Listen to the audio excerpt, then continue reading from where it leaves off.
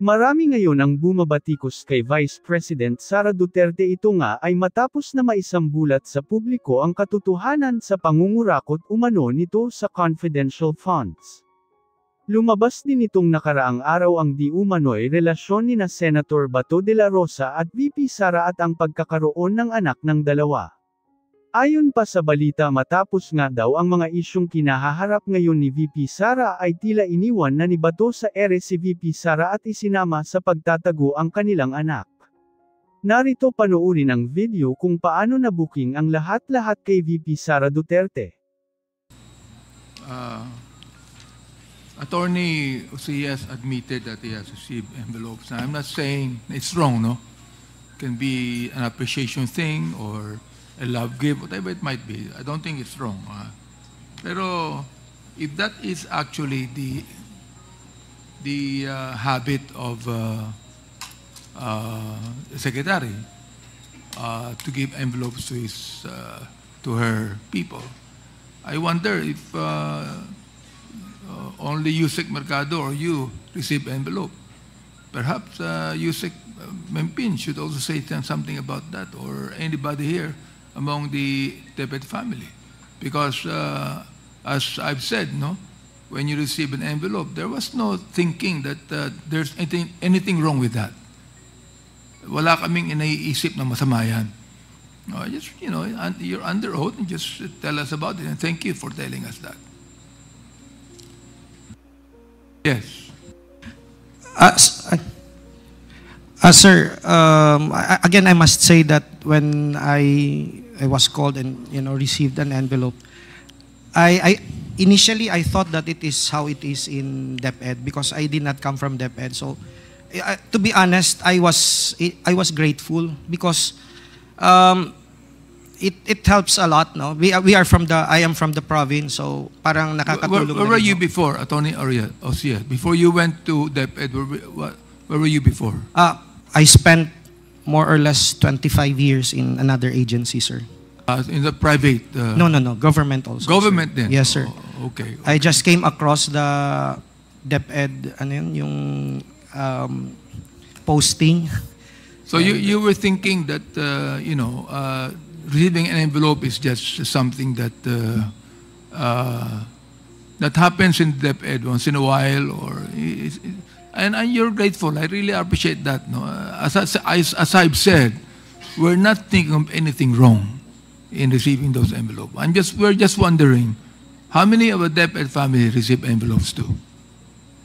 We're just wondering if Attorney Ucias was able to say and tell us the truth about that, and perhaps Yusek Mercado, Yusek Mempin. Can you say something about that? Yes, Your Honor, Mr. Chair. For me, sir, I have not received any envelope coming from ASEC Sunshine. Oh, you have not received any envelope? Yes, so, Your Honor, for me, sir. Ibig sabihin, only some special people receive envelopes like that. And you're not too special, am I? Is that what you're trying to say? I'm not aware of it, sir. Can you say something about that? You're the spokesperson. Yes, sir.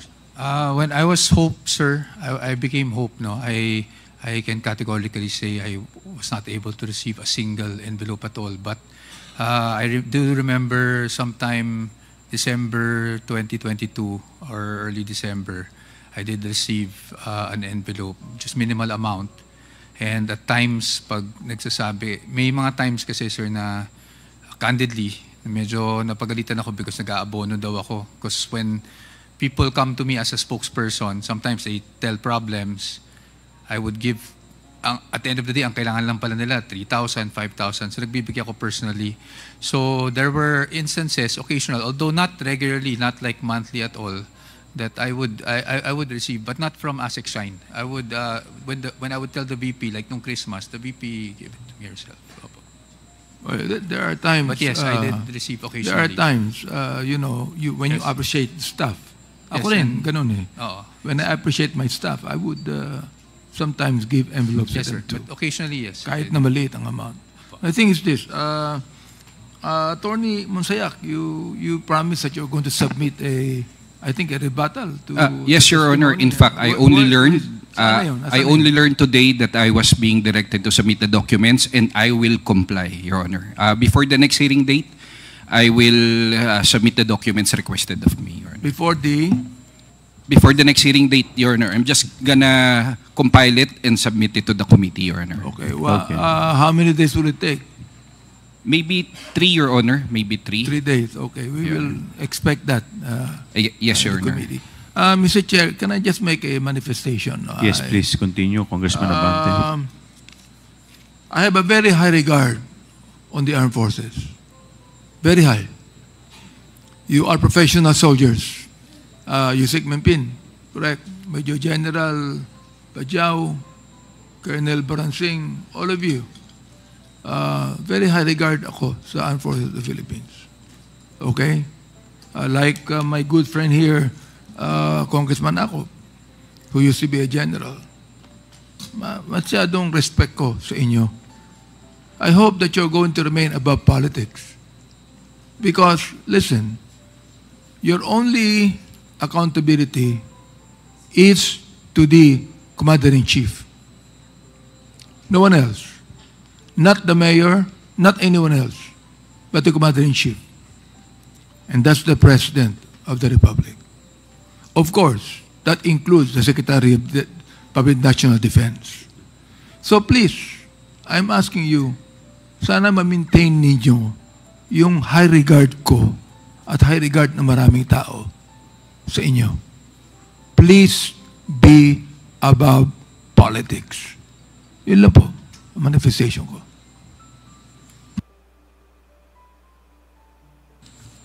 Yes, Senior Deputy Speaker, Don Gonzales. Thank you, Mr. Chairman. Meron lang akong gusto i-clarify. Yung Youth Leadership Summit, that's under DepEd po? That's under college students, di ba pa? Hindi po siya under DepEd as far as I know, sir. Bakit narinig ko na YLS, the Youth Leadership Summit, palaging may gastos? That's under the our college students, di ba? Hindi ako yung makasagot. Attorney, sino po ang sasagot? Kasi kanina pa natin pinag-uusapan. Major General Bahaw. Thank you, Mr. Chair, Your Honor. Well, kadalasan po, Your Honor, ang mga partisipante nito ay mga youth, high school students, and college students po. Kasama na rin po ang mga out-of-school youths and even yung mga IP youths natin. In the case of Mindanao, kasama dito yung mga Muslim youth po, Your Honor. So meaning halo-halo po sila, not only college students? Yes, Your Honor. Across all sectors, lalo na yung mga kabataan po, Your Honor, na walang access po talaga sa education, ito po yung mga inuuna natin sa ganitong klaseng mga summits. Salamat po, Mr. Chairman. Thank you. We will now proceed to our last interpellator, the Honorable Franz Castro. You are recognized.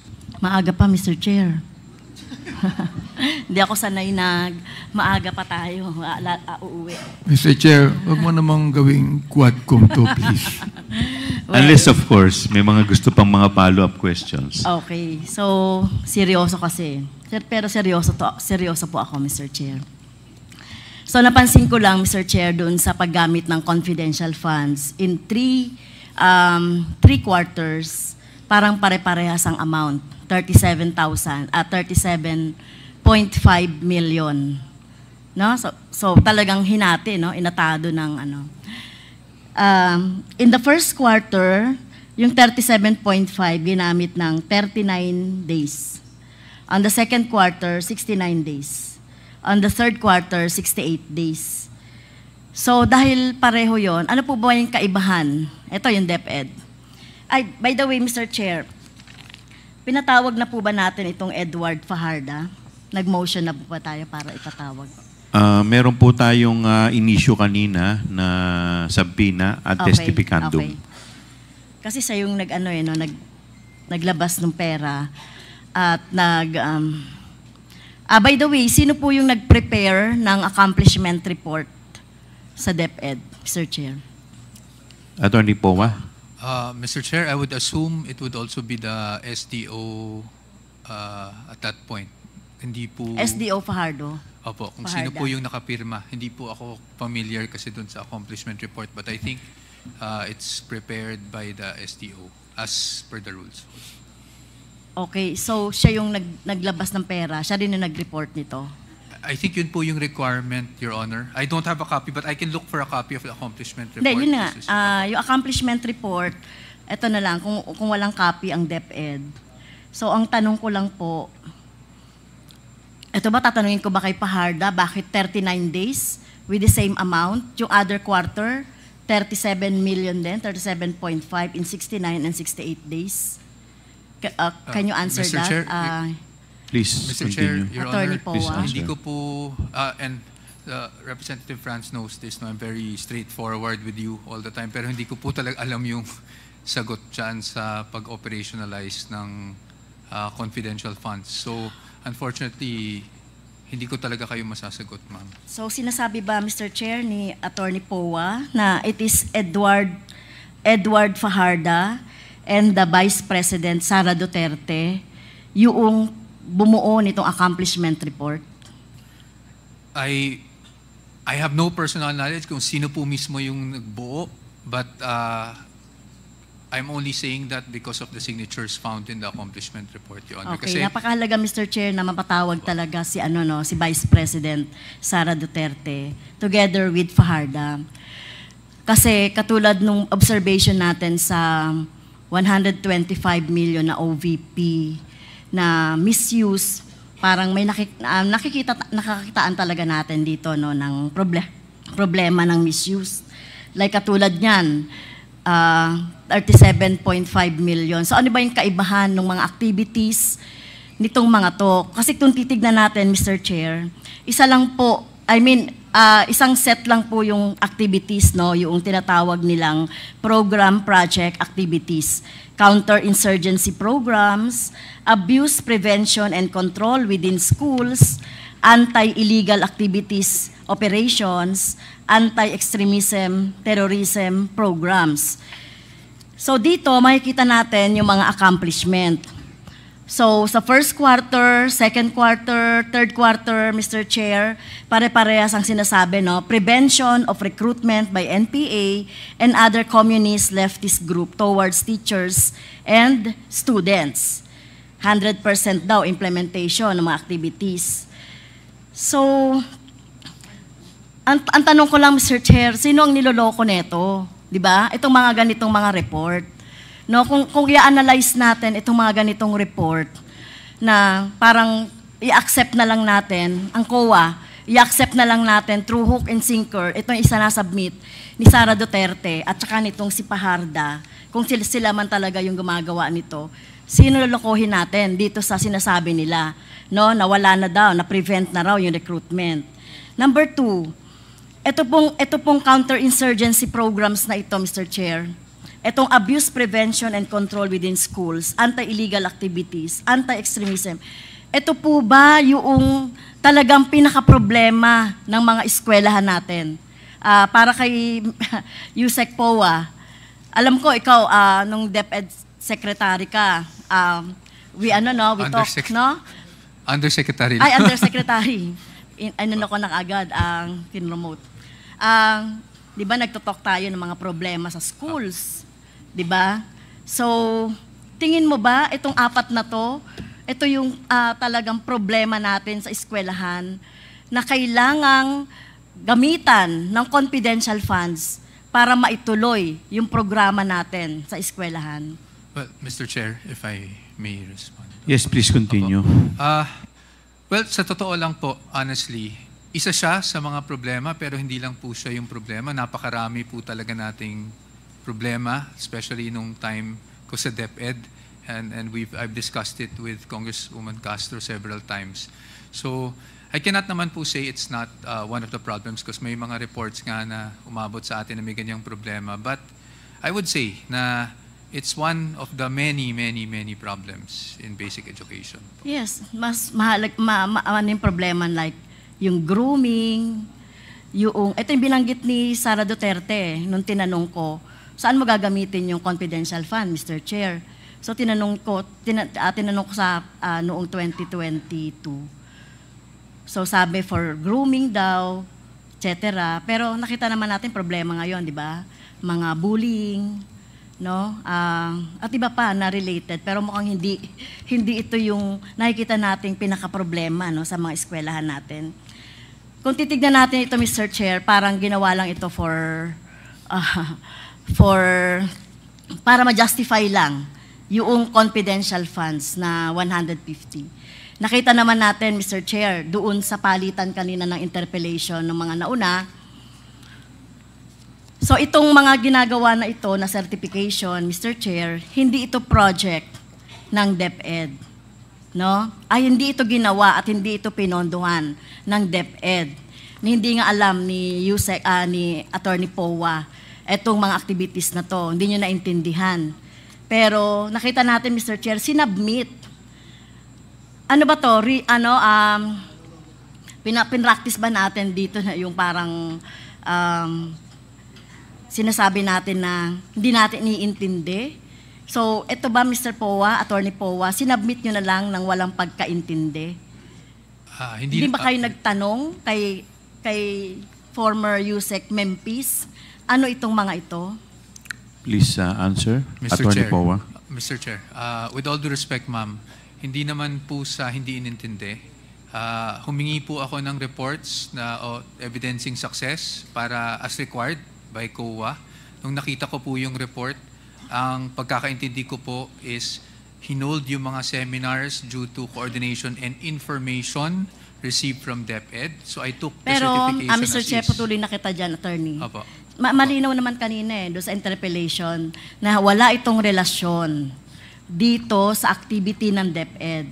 Ni wala ngang MOA, Mr. Chair. Di ba? So hindi mo pwedeng gawin ito na justification para bang Mr. Chair, sa eskwelahan, hindi ka makapag-liquidate. Ngayon kulang ka ng ilang thousands. So ang gagawin mo ba? Maghahanap ka ng resibo sa kung saan na pwede mo ipamasak doon sa liquidation ng confidential funds. So parang ito kasi, yung certification na ito, Mr. Chair, this justifies yung sa hinahanap ng COA na kulang na 15 million. Pero syempre may question nga ako, no? Paano ba ina-analyze ng COA itong mga ginagastos na ito sa confidential funds? Parang tanggap na lang ito. So okay na po yung kay Attorney Powa, no? Narinig ko na yung justification kanina. So sabi natin na kanina, Mr. Chair, na sige, hindi naintindihan nyo naman po ito na isinubmit sa inyo at isinubmit nyo sa COA. Pero hindi pa kayo nag-scrutinize, hindi pa kayo nagtanong. Para saan ito? Bakit ganito yung sinubmit ni Yusek Powa sa inyo? Yusek Mempin sa inyo po, Attorney Powa. Mr. Chair. Yes, please answer. To be perfectly candid, Mr. Chair and Your Honor, ang dami ko pong trabaho nun sa DepEd. One of them was to comply with AOM. I'm not using that as an excuse. One of them was to comply with AOM. So kung ano pong documentation available at that time na nasa OSEC or binigay sa amin, binigay sa OSEC, yun na lang po talaga yung sinubmit ko sa COA. Of course, I read the documents, Your Honor. If I respect the opinion of the good Congresswoman, I maintain the fact na yun po yung impression ko na because there was already coordination and information from DepEd that I wasn't even sure if it would suffice, but at least that was a documentation that was provided to us, and so I had to submit it in compliance with COA po, Your Honor. So sa tingin ko, Mr. Chair, hindi ito suffice to justify yung paggamit ng confidential funds. Narinig naman natin na walang relasyon ito dun sa confidential funds. So saan napunta? Ang tanong dito, saan ginamit? Saan napunta? At kanino napunta? etong tinatanong natin na 15 million na confidential funds na hindi na hindi nakita po ng COA. Mr. Chair, sino pwedeng sumagot nun? Mr. Chair, Please answer, Attorney Mr. Chair, Powa. with all honesty, under oath, hindi ko po masasagot kung, Okay. dahil wala po akong personal knowledge dyan. Ang kanina kasi may nag-withdraw ng pera no sa Land Bank. Tama ba, Mr. Chair? Doon sa mga interpellation kanina. At sino ba sa ating colleague na nagsabi na kung paano nabuhat itong 37 million? Ako, Mr. Chair. Mula, si SDS. So, itong 37.5 million na ito, ibig sabihin, cold cash ito na ang nag-disburse lang. It's either si Fajarda o si Vice President Duterte. Sila lang talaga yung nakakaalam, Mr. Chair. So, sinasabi natin dito na talagang talagang significant yung presence ni Vice President dito. Well, sa COA, ngayong alam niyo na po. By the way, saan pong justification? Saang PPA po siya? Sa counterinsurgency? Tama po ba sa COA? Saang justification itong certification na to?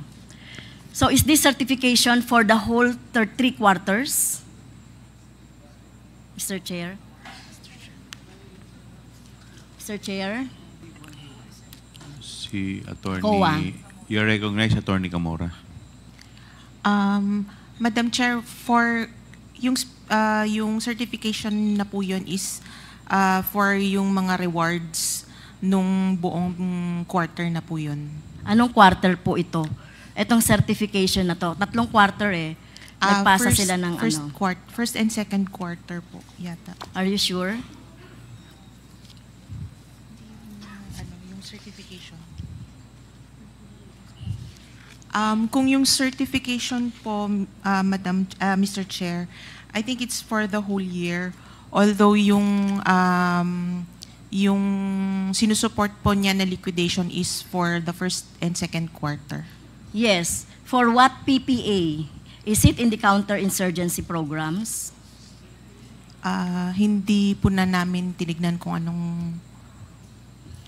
Have you read the certification? Ano yung sinasabi sa certification?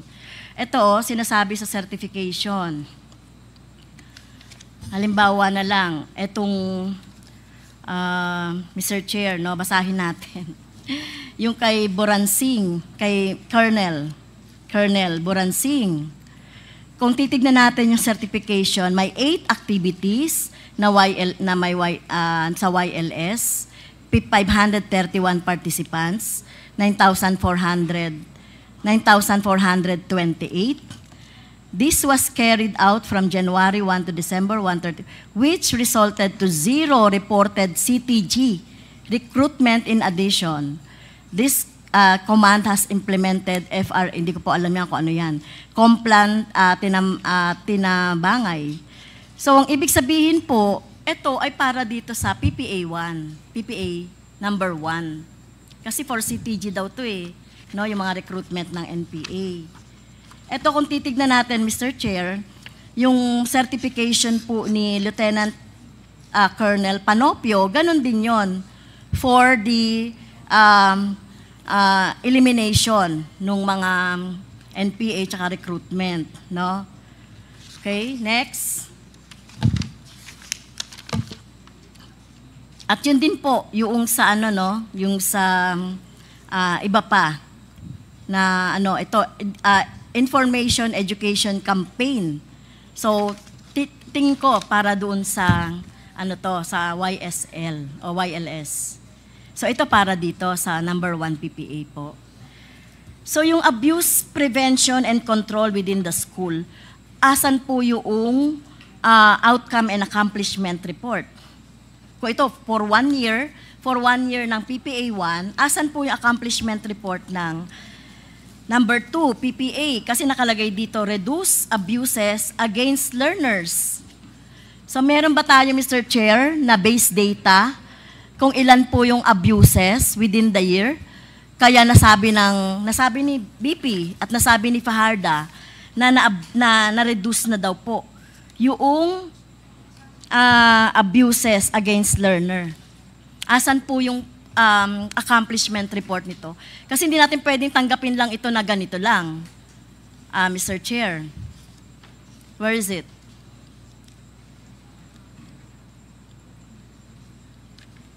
Mr. Chair, ito lang po yung na-receive namin. So, at that time po, na-deem sufficient na sa payment of rewards po. Ito, sufficient na? Sufficient na po ito dito sa 4 na PPA, Mr. Chair? I cannot accept that. Kasi nakalagay dito, reduce abuses against learners. Ano ba yung baseline? Paano na-reduce? Ilan yung number? Payment of reward, 2 million, 2.95 million. Purchase of supply, 2.69 million. Payment of incentives and traveling, etc. Makikita nyo dyan Mr. Chair. Purchase of information, 2.2 million. May 10 million dito, reduce abuse against learners. So, paano natin masusukat yun? Mr. Chair, ako po mathematics teacher ako. Gumagamit kami ng rubrics. At kami, yung mga teacher, sinusukat sa kung ano yung nagagawa nila. Pero kung ganito, alam niyo po, hindi ito papasa as teacher. Kung ganito po, hindi po ito papasa or hindi ito magkakaroon ng, ng record ng VS or S. Baka NI pa to. Kasi wala itong, wala itong justification. So sinasabi ba ng COA, ito na for the whole year, Mr. Chair, yung para sa justification ng 150 million. Mr. Chair, dun lang po sa rewards, yung 15, yung sa payment of rewards lang po yun. Hindi po... Hindi, kaya nga gusto ko makita yung accomplishments. Gusto natin makita yung actual outcome. Ano yung actual outcome? Tinanggap ko na nga yung number 1 O di sige, ito meron ito. Kahit na hindi ito katanggap-tanggap, Mr. Chair, kung bubusisiin ko pa yan. So, asan po yung pagre-reduce? Next, eliminate illegal activities within schools. Okay, eliminate illegal activities. Ano ba yung mga illegal activities within the school? Ano yung baseline data? Ano yung mga na-eliminate? Ano-ano tong mga illegal na ginagawa sa loob ng eskwelahan? Meron po ba accomplishment? Conducted surveillance in 119 areas, 100% implementation of activities. So what's this? Walang meaning ito, Mr. Chair, sa atin. Kung titignan natin, kung talagang bubusisiin talaga natin itong confidential funds. So kung ganito yung sinubmit, tinanggap nyo lang yan, tapos sasabihin nyo, ang kulang lang ay yung pagkapaliwanag ng rewards. Kung ako yung auditor, Mr. Chair, hindi ko tatanggapin yon. Ano-ano yung mga sinasabing outcome nito. And next, anti-extremism, terrorism programs, gather information necessary implementation of general peace and order within the department. Ano po yung outcome nito? Ano po yung patunay nito, Mr. Chair? Yung certification din, Mr. Chair. Like yung iba po may kasamang terrorism, physical harm, criminalities, and drug abuse. It's the same po, yung certification din po. So meron kayo ng certification? This the same po na yung sinubmit po ng... Well, Mr. Chair, hindi po katanggap-tanggap ito na pinayagan ng auditor natin. Itong sinabi ko na, hindi masusukat, sa kahit na tapos gagastos tayo ng 150 million na confidential funds, minus 37 million.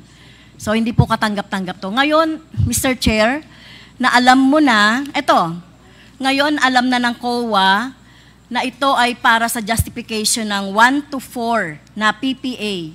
Bagamat din natin tinatanggap, Mr. Chair. At sinasabi ng Philippine Army na hindi daw ito related sa DepEd activities nito. So anong ibig sabihin niyan, Mr. Chair? Ito po ay support po ng success ng information Well, gathering. naiintindihan niyo po ba ako, Attorney Gloria? Hindi nga ito yung support Kasi sinasabi nila, different ito na activities na separate na ginagawa ng AFP. Opo, pero So bakit gagamitin mo ito dito sa liquidation? At bakit tatanggapin ng COA na ito yung pang-justify doon sa million na confidential funds ni Sara Duterte as DepEd Secretary? Yun po, yung sa to prove yung success nung program. No, this is not the success. Success siguro ng Hindi po, success nung information gathering related to the program po of DepEd and collaboration po yata kasi ito. Hindi ko yun matatanggap, Mr. Chair. Talagang mayroon talaga tayong gagawing batas para mapahigpit talaga natin and even yung pag-audit ng mga confidential funds, Mr. Chair. Hindi nyo pwedeng mag-submit, kahit na teacher ka, mag-submit ng ganyan yung bata. Siyempre, babasahin mo, scrutinize mo, i-gradean mo. Pero ito, Mr. Chair. So, yun lang, Mr. Chair, ang ano ko dyan, dahil nalaman na ng COA na hindi ito yung mag-justify noong confidential funds ng DepEd in 2023. Mr. Chair, dapat ibalik yung buong ibalik yung buong confidential funds dahil hindi yan makakapag-justify nito. Kahit nasabihin pa natin sa COA yan, hindi ko matatanggap, Mr. Chair, na ito yon, na pwedeng itong pang-justify dito sa sinasabing PPA. So, yun lang, Mr. Chair, kung ito yung magko-cover ng lahat ng accomplishment nitong 150 million na confidential fund minus 37.5 million, ay hindi ko po matatanggap, Mr. Chair. So, yun lang, Mr. Chair, at meron tayong dapat na gawin kaugnay dyan. Okay, thank you. Before we wrap up this hearing, the Chair would like to recognize the Honorable Congressman Romy Acop. Points lang, Mr. Chair, na hindi na take up. But for the information of the Honorable Castro, tinanong ko na rin yan kanina pero ang sabi nila, yun po ay ganun talaga ang requirement lang nila in order to liquidate yung confidential fund. But Yusek po, you mentioned something about the AOM. That's why you got certifications from the Philippine Army units. Would that be correct? Yes, Your Honor. Yes, sir. Now, may I ask what was the AOM all about?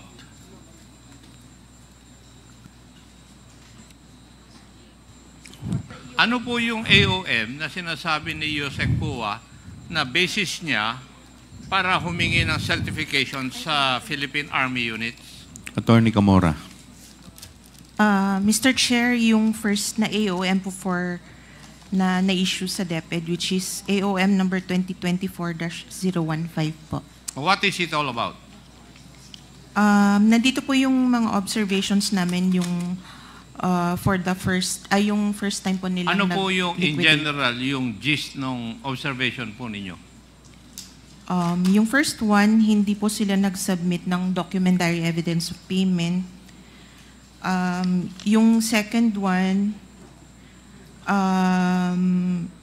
meron po kaming, kasi hindi po, yung sa accomplishment reports nila, hindi pa po yung confidential activities or confidential expenses ang nilagay nila. Yung third one is yung sa kulang po yung supporting nila sa payment of rewards. Yung sa number 4 po, dun sa physical and financial plan po nila, hindi naka-indicate yung mga particular confidential activities. And then, sa item 5 po, hindi po properly accomplish yung DV. Ganun din po yung sa observation number 6 po. Saan pong observation saan pong AOM, first, second, third, fourth, and fifth, nakalagay yung requirement ng certification ng Philippine Army units? For you to be able to give a credit notice, it pertains po to number 3, yung payment of rewards to informers. It must be supported with documents evidencing the success of the information gathering and or surveillance activities. Yun po yung... Matanong ko po kayo, sa certification pertaining to YLS, nasaan po yung information gathering at saka ano pa yung activities na nakalagay doon? Sa certification itself, wala naman po. Ang na-pick up lang po namin is yung success nung activity nung sa YLS po. So, even if it is not a YLS activity, pwede nyo tanggapin yung certification. Basta't naging successful. Ganun po ba? Successful po siya. Basta't naging successful. Yung information gathering or surveillance activities po. Paano nagkakaroon po ng information gathering doon po sa activity ng YLS?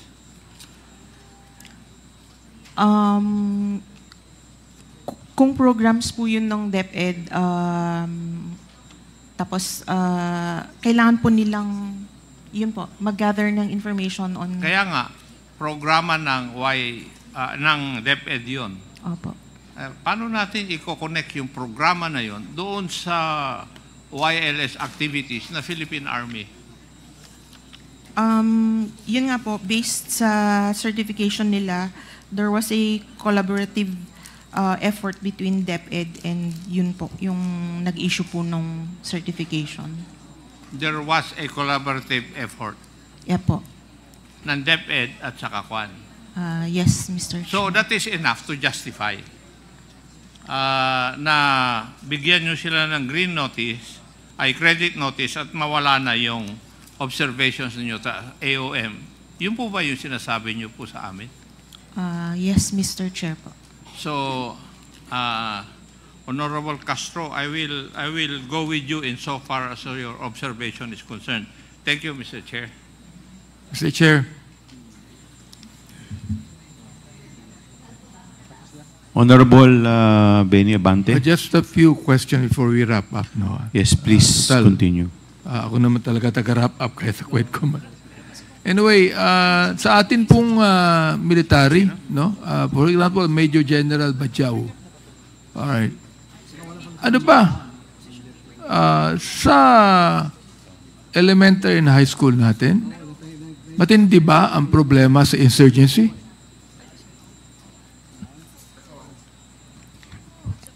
Major General Bahao, Mr. Chair, may I be recognized? Major General Bahao, you are recognized. Thank you, Mr. Chair. Your Honor, ang problema ng insurhensiya po ay nandyan pa. Although sa buong Pilipinas po, I can only speak for Bicol region na nire-represent ko bilang dating commander, ay pababa na po to.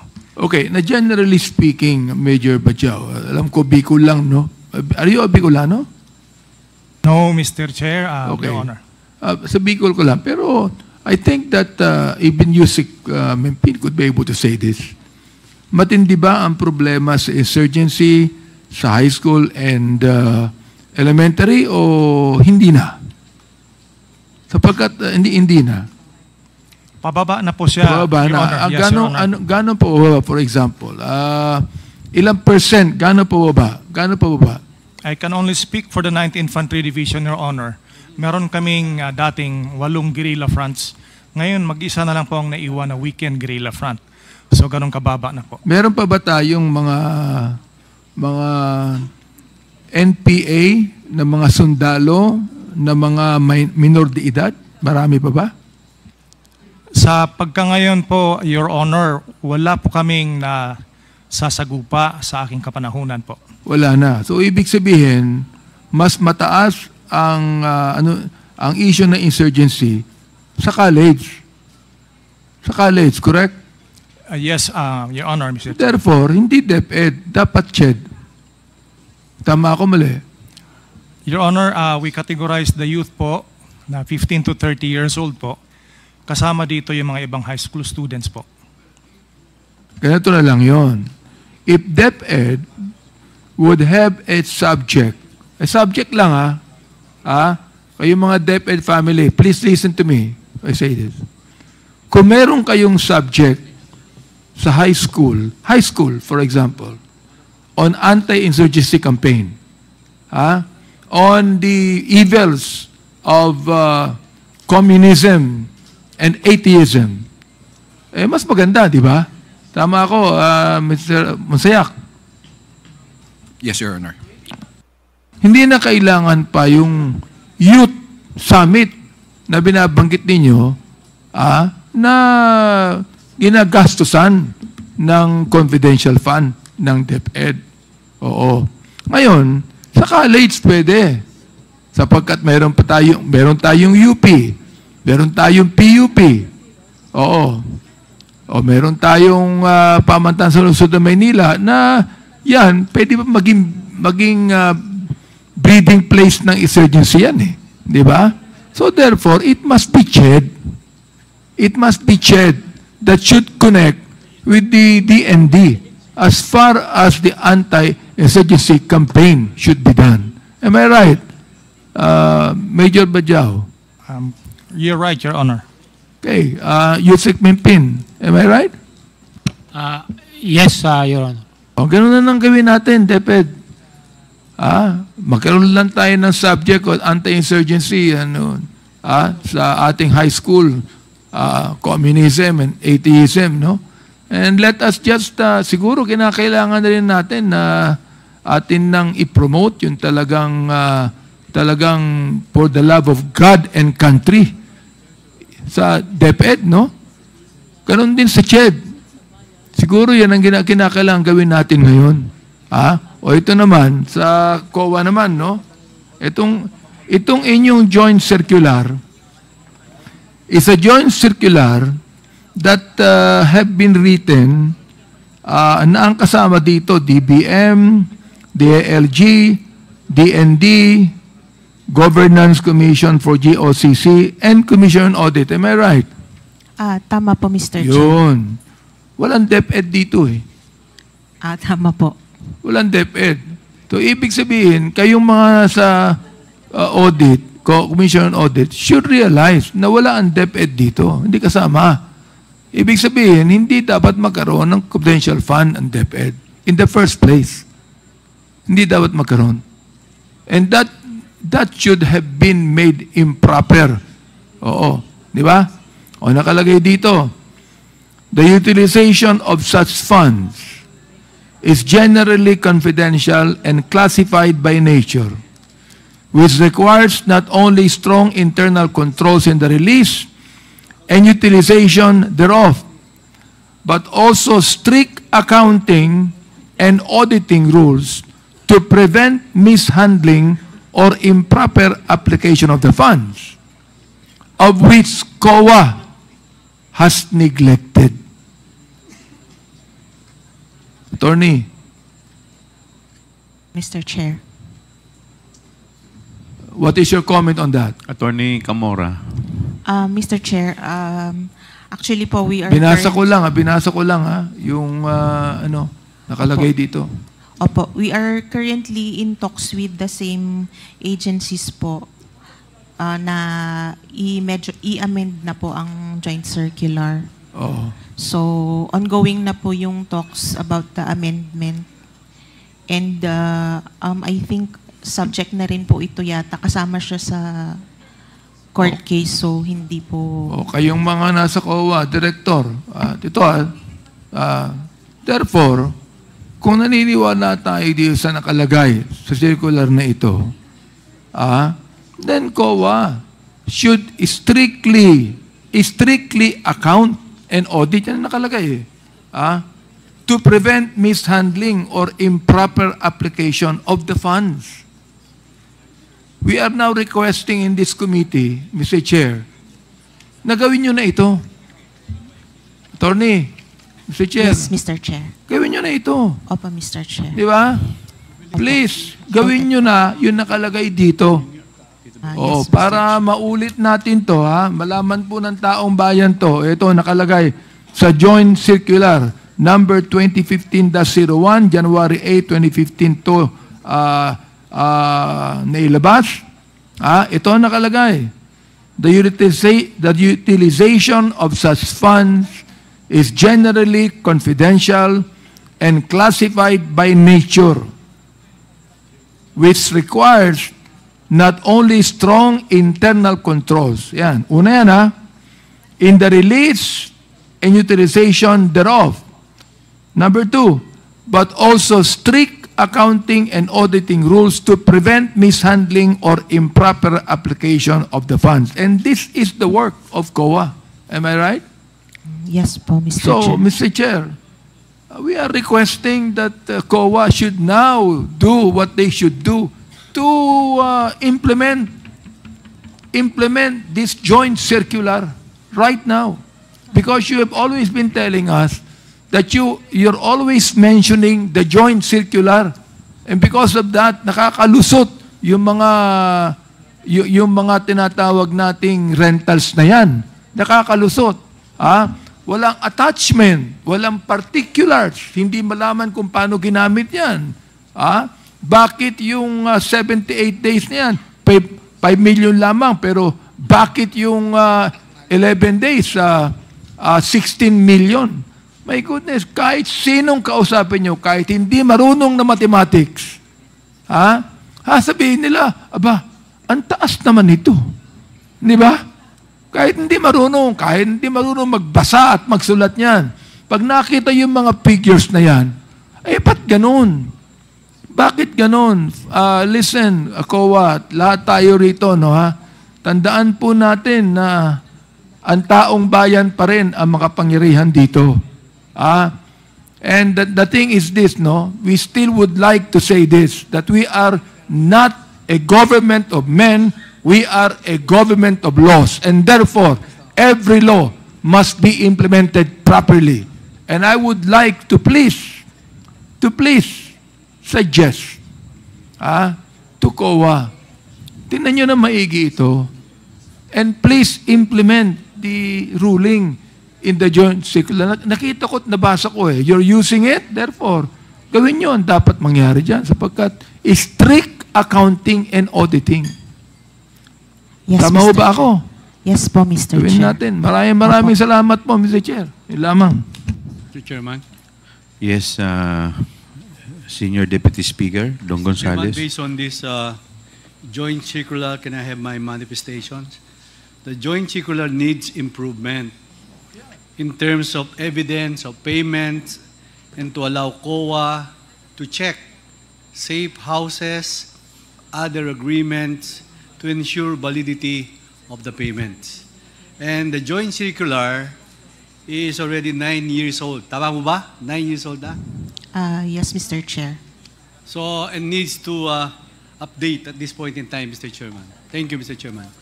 Thank you. Mr. Chair. Mr. Chair. Before I recognize Congressman Flores, COA, may tanong lang po ako.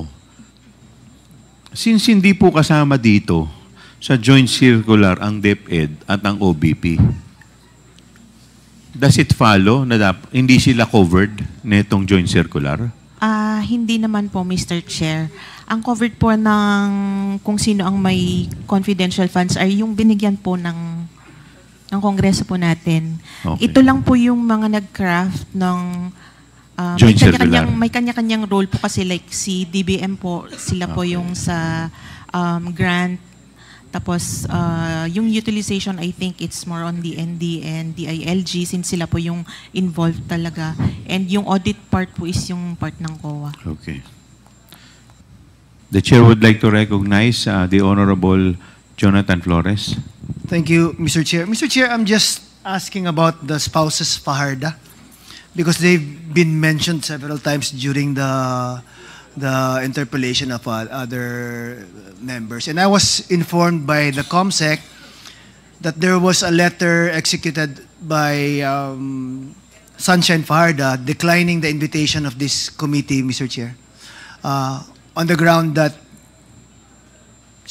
her position has nothing relevant to contribute to the current investigation. But I think, Mr. Chair, that should be for us to decide whether or not it should be relevant or not. Now, so with that letter declining our invitation, Mr. Chair, I move that we issue a show cause order, Mr. Chair, to determine subpoena ad testificando, Mr. Chair, to compel the presence of Sunshine Fajarda, Mr. Chair.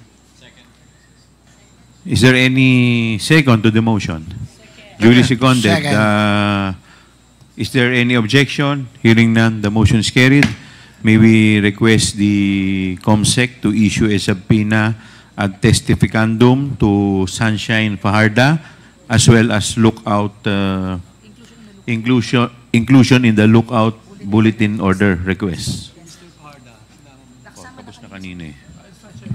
Thank you, Mr. Chair. Thank you. The Honorable Jervil Luistro is recognized. Mr. Chair, it was clearly established that the certification issued by the AFP was used by DepEd to justify the payment of reward to informers. I just want to have this last question for the AFP. When you issued the certification, were you aware that this will be used to justify the 15 million payment of rewards by the DepEd? Can we hear from Major General Bahaw? Yes, ma'am. May I be recognized, Mr. Chair? Thank you, Yes, ma'am. Major General Bahaw.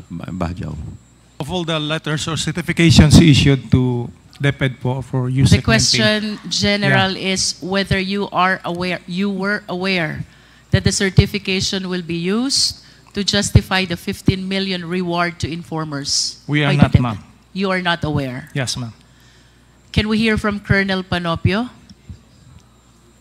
Mr. Chairman, Your Honor, we are Colonel not aware. Panopio, you're recognized. Yes, ma'am. Mr. Chairman. Were you Honor, aware? We are not aware, Your Honor. You were not aware? Colonel Boransing. Colonel Buransing, you're recognized. Thank you, Mr. Chair. We were not aware, Mr. Chair. Colonel Sandangan. Colonel Sandangan, you're recognized. Thank you, Mr. Chair. We were not aware, ma'am. In other words, Mr. Chair, without the knowledge of the AFP, the certification was issued to DepEd to be able to justify the 15 million that was used allegedly for the payment of reward. To this point, Mr. Chair, we're not even sure whether that money was indeed paid as reward to the informers. Mr. Chair, to call the attention of the COA, I just want to share this very enlightening jurisprudence, Jover versus Field Investigation Office. By turning a blind eye to the irregularities in the allocation and disbursement of public funds, petitioner condoned a practice that deprived many of her countrymen of funds which could have been used for projects to help improve their livelihood. It is not enough that we have submitted ourselves to the loose and relaxed requirement of the Joint Circular 2015-01. While we tolerate all these irregularities, we are causing deprivation of the basic needs of the so many Filipino citizens. I hope that COA realize that. And to close, Mr. Chair, I just want to stand corrected. What I shared earlier is not from Star Wars. It's from Spider-Man. Comes with a great power, is great responsibility. And when we have this public trust, it carries with it public accountability. Thank you, Mr. Chair. Mr. Chair. Thank you. Mr. Chair. Congressman Benny Abante, Vice Chairman. Just would like to air a warning to the one that wrote a letter. No, I think it's the wife of Edward Fajarda. No, questioning the jurisdiction of this committee. No, if she will not attend the next hearing, I'll I will have a motion to cite her in contempt. Mr. Chair, thank you very much. Mr. Chair, I'm sorry, Yes, Mr. Chair. Congressman Flores. Just follow up to what Congresswoman Please Chinky. continue. No, not Spider-Man or Star Wars, Mr. Okay. Chair. Ang question ko lang po is with Colonel Buransing. Sir, if you were made aware that the certification that you were asked to issue was going to be used to justify the expenses of DepEd, would you have agreed to issue such certification? Colonel Bulanting. Thank you, Mr. Chair. Mr. Chair, since we were not informed, I was not informed, it's very hard to speculate on what my what I might have done if since it didn't happen. Okay. I'll rephrase my question. Kung alam mo na hiningan ka ng certification to justify an expense which never passed your office, which you never used, hypothetically, by any office, not just the office of the DepEd Secretary, would you issue a certification, now knowing fully well that it would be used to justify an expense which you never had a hand on? As with all Army units and AFP units, for example, if there was a multi-stakeholder activity, Mr. Chair, and someone from another agency is asking for a certification, but he or she was not present, we would not issue the certificate of appearance or any certificate for that matter. It's a standard practice for the armed forces, sir. Thank you. How about you, Colonel Panopio? Colonel Panopio, you are recognized. Would you have issued the certification na alam mong... Same question. Yeah. First of all, there was no mention of certification of fund in the... There was no mention of funds in the certification, Your Honor. But if we are aware that it will be used and we did not receive the money, we will not issue the certification, Your Honor. Okay, I think that's a similar answer, Colonel Sandangan. You are recognized, Yes, sir. Colonel. I will not. Thank you, Mr. Chair. Thank you. Meron pa po bang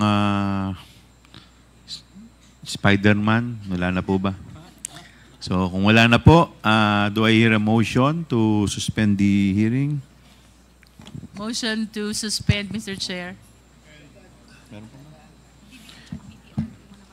Is there any objection? Hearing none, the committee hearing of the Committee on Good Government and Public Accountability is hereby suspended until further notice.